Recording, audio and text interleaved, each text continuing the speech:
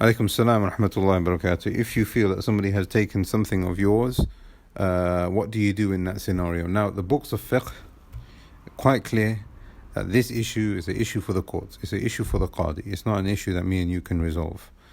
A person claims that another person owes him money or has taken something from their wealth, then it gets taken to court.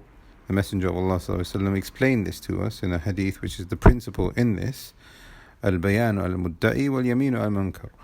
The person who makes the allegation, he needs to put forward the evidence, witnesses, whatever it might be. And then the person who has the allegation against them, then they would then prevent that allegation sticking to them with either a yameen, by saying wallahi, I did not do it, etc., or by bringing circumstantial evidences. The point here is that whenever there is a dispute, it goes to the qadi, and that's the only way to resolve it.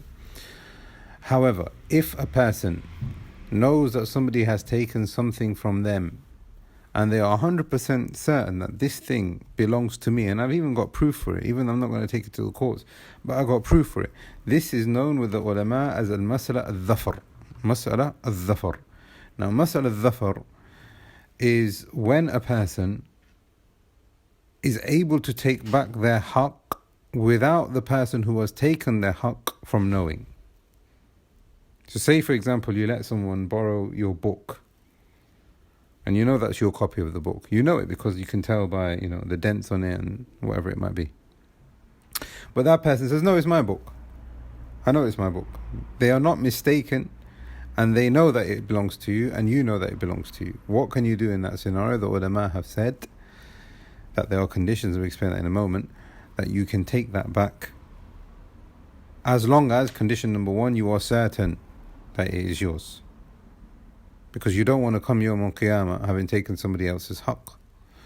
Number two, you have asked for it back and they have not given it back. Number three, there is no way for you to take it back in a more diplomatic manner, by asking or by getting someone else to ask or something like that. Number four, there can't be any greater harm. Now, if you imagine that book belongs to you and you go to their house and you take the book and then they report you to the police or something like that. There can't be any greater harm.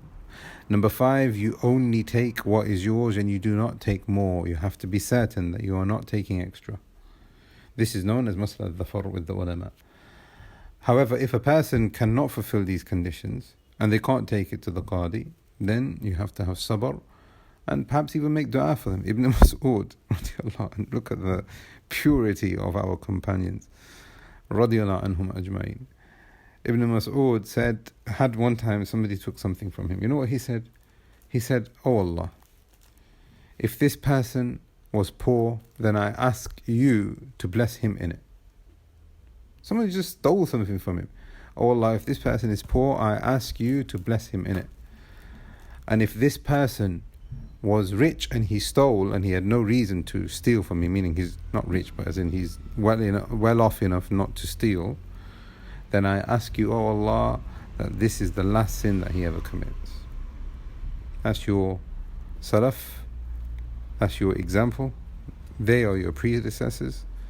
So what I would say is, if you can't go through the judicial channels that the Sharia has put down, then afu and pardoning and making dua for your brother and sister, because you have to remember, no matter how much you are oppressed by another Muslim, they are still your brother and sister. We ask Allah subhanahu wa ta'ala that He facilitates for us all of our affairs. Allahu a'lam, sallallahu ala nabiyina.